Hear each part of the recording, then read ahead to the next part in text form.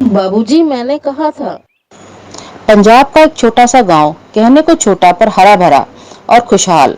वहीं एक 4 सदस्यों का परिवार रहता था। मुखिया राम सिंह, उसकी 55 वर्षीय पत्नी मूर्ति, उनका बेटा नीरज जो 30 वर्ष का था और शहर में नौकरी करता था। वह शहर से गांव आता जाता रहता था। उनकी छोटी बेटी रेणु। राम सिंह ने अभी 3 महीने पहले ही अपने बेटे नीरज का विवाह पास के गांव के तीरथ राम की सबसे छोटी बेटी मोहिनी से किया था। अभी कुछ लेना देना बाकी था। एक दिन जब नीरज शहर काम पर गया हुआ था तो राम सिंह ने अपनी पत्नी मूर्ति से कहा कि बहू को उसके पिता के घर भिजवा देते हैं, जिससे वे दहेज का बचा हुआ पैसा 3 लाख रुपए अपने घर से ले आए।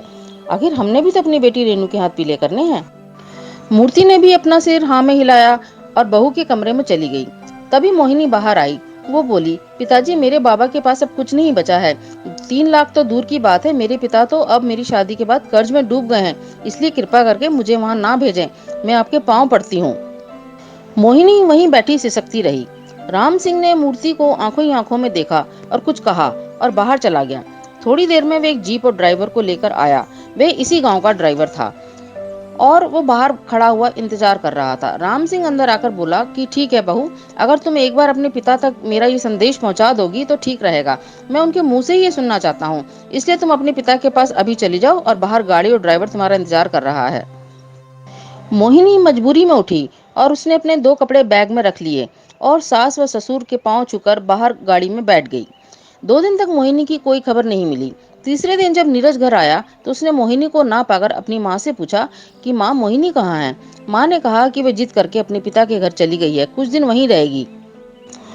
तभी दरवाजे पर मोहिनी दिखी। वो अंदर आई और बोली कि मुझे पता था कि आज आप आने वाले हो, इसीलिए मैं वापस चली आई।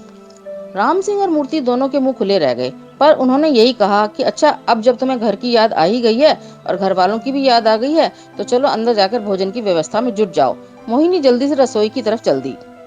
अपनी माँ के आवाज देने पर रेनू ये देखने रसोई में गई कि भोजन बना है या नहीं। वह रसोई की चौखट तक पहुंची ही थी तो उसने अजब नजारा देखा।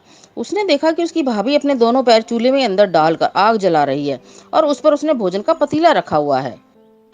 रेणु पहले तो जोर से चिल्लाई कि भाभी, आप ये क्या कर रही हो। तो मोहिनी ने उसे पलटकर देखा। रेणु उसको देखकर गश खाकर वहीं दहलीज पे गिर गई। मोहिनी की शक्ल और आंखें किसी चुड़ैल की तरह लग रही थी।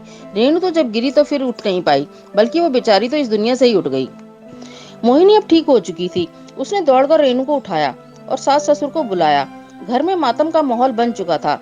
मोहिनी ने बताया कि रेणु पैर फिसलने से गिर गई है और उसके सिर में चोट लगी है और उससे उसकी मौत हो गई है। रेणु का क्रियाक्रम कर दिया गया। जिसकी डोली उठनी थी उसकी अर्थी उठते देख माँ बाप का हृदय रो पड़ा। पर राम सिंह के दिल में अंगारे दहक रहे थे। वो जब भी मोहिनी को देखता तो वह सुलग उठता। राम सिंह उठा और उसने बाहर जाकर उस जीप वाले ड्राइवर को बुलाया और गुर्राकर बोला कि तुझे मैंने इसलिए नोटों की गड्डी दी थी कि तुम इस नागिन को जिंदा छोड़ दो। ड्राइवर घबरा कर बोला कि ये क्या कह रहे हो आप, उसे मैंने तो अपने हाथों से गला घोंटकर मार दिया था और जंगल में गहरे दबा भी दिया था। राम सिंह गुर्राया तो ये जमीन से जिंदा कैसे निकल आई और आते ही हमारी बेटी रेणु को कैसे खा गई। वो दोनों तुरंत ही उस जगह गए जहाँ ड्राइवर ने मोहिनी को मारकर गाड़ दिया था। उसकी लाश वहां पर ही दफन थी।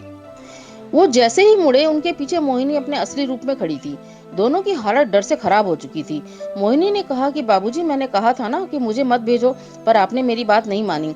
अब भुगतो। और उसने राम सिंह और ड्राइवर दोनों को उठाकर हवा में उछाल दिया। दोनों की जीवन लीला समाप्त हो चुकी थी। उधर घर में मूर्ति अपने पति को ढूंढती हुई बाहर की तरफ आई तो मोहिनी ने उसे देखकर उसे भी ठिकाने लगा दिया। इतने में नीरज, जो इन सब बातों से अनभिज्ञ था, परेशान होकर जब बाहर आया तो उसने भी मोहिनी के उस चुड़ैल रूप में देखा। मोहिनी उसे देखकर अपने इंसानी रूप में आ गई और वे रोते हुए बोली कि मैंने बाबूजी को बहुत मना किया था कि मुझे जबरदस्ती मेरे पिता के पास पैसे लेने ना भेजें, पर उन्होंने मुझे तो इस धरती से ही उठा दिया। मुझे माफ करना नीरज, मैंने अपना बदला ले लिया है। मैंने तुम्हारे पूरे परिवार को खत्म कर दिया है। नीरज वहीं जमीन पर बैठकर बिलक बिलक कर रोने लगा। इस दहेज के लालच ने एक और हंसते और खेलते परिवार को बलि चढ़ा दिया था। कहते हैं कि मोहिनी की आत्मा आज भी उस गांव में भटकती हुई लोगों को दिख जाती है, पर उसने आज तक कभी किसी को परेशान नहीं किया।